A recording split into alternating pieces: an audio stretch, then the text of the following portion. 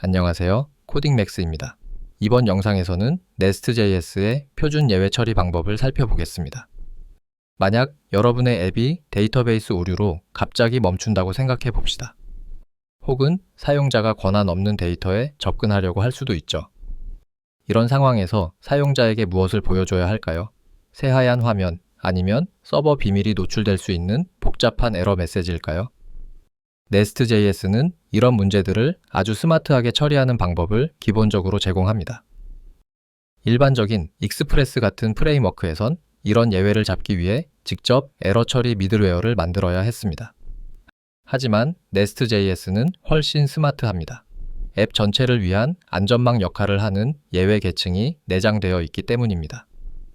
이번 영상에서는 HTTP 익셉션과 표준 상태 코드를 사용해 우아하게 에러를 다루는 기본기를 살펴보겠습니다.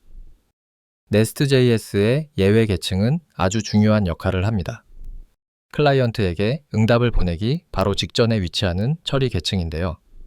만약 여러분의 코드, 예를 들어 컨트롤러나 서비스에서 예외가 발생했는데 아무도 그걸 처리하지 않았다면 바로 이 계층이 그 예외를 잡아줍니다.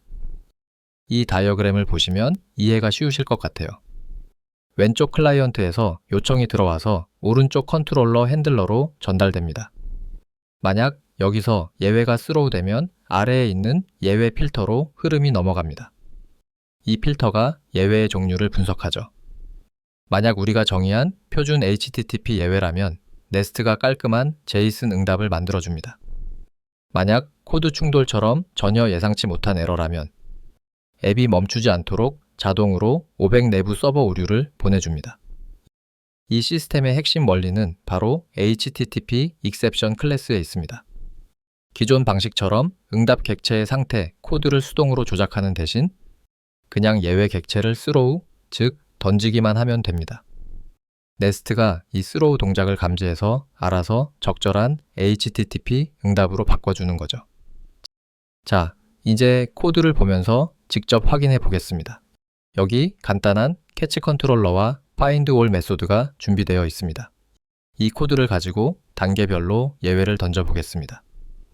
먼저 그냥 평범한 자바스크립트 에러를 던져보면 어떻게 될까요? find all 메소드 안에서 new 에러를 사용해 강제로 에러를 발생시켰습니다. 이 엔드포인트에 요청을 보내면 네스트의 전역 필터가 이 에러를 잡게 됩니다. 결과는 이렇습니다. 필터가 이 에러를 잡긴 했지만 이게 구체적으로 어떤 HTTP 에러인지 모르기 때문에 기본값인 500, 즉 내부 서버 오류를 반환합니다. 이건 사용자에게 아무런 유용한 정보도 주지 못하죠. 이제 응답을 직접 제어해 보겠습니다. 403 포비든, 즉 금지됨 상태를 반환하고 싶다면 Nest.js의 공통 패키지에서 HTTP 익셉션을 가져와야 합니다. 그리고 HTTP 익셉션의 첫 번째 인자로는 메시지 문자열을, 두 번째 인자로는 HTTP 상태 코드를 넣어줍니다. 이제 클라이언트가 받는 응답은 정확히 우리가 의도한 대로입니다. 상태 코드는 403, 메시지는 포비든으로 깔끔하게 표시되죠. 그런데 코드에 403이나 404 같은 숫자를 직접 쓰는 건 매직 넘버라고 해서 좋지 않은 습관입니다. 오타를 내기도 쉽고 그 숫자가 뭘 의미하는지 바로 알기 어렵기 때문이죠. 그래서 Nest.js는 HTTP 스테이터스라는 이넘 헬퍼를 제공합니다. HTTP 스테이터스 전 포비든처럼 사용하면 코드가 훨씬 읽기 쉬워지고 안전해집니다. 단순한 메시지 문자열만으로는 부족할 때도 있습니다. 예를 들어 프론트엔드와 약속된 특정 에러 코드나 추가 정보가 필요할 수 있죠. 그럴 땐 첫 번째 인자로 문자열 대신 객체를 전달해서 응답 본문 전체를 원하는 구조로 만들 수 있습니다. 그러면 클라이언트는 이렇게 우리가 정의한 객체 구조 그대로 응답을 받게 됩니다. Nest.js가 기본으로 제공하는 스테이터스 코드와 메시지 키가 사라지고 우리가 만든 스테이터스와 에러 키로 대체된 것을 볼 수 있죠. 여기서 아주 유용한 고급 기능을 하나 알려드리겠습니다.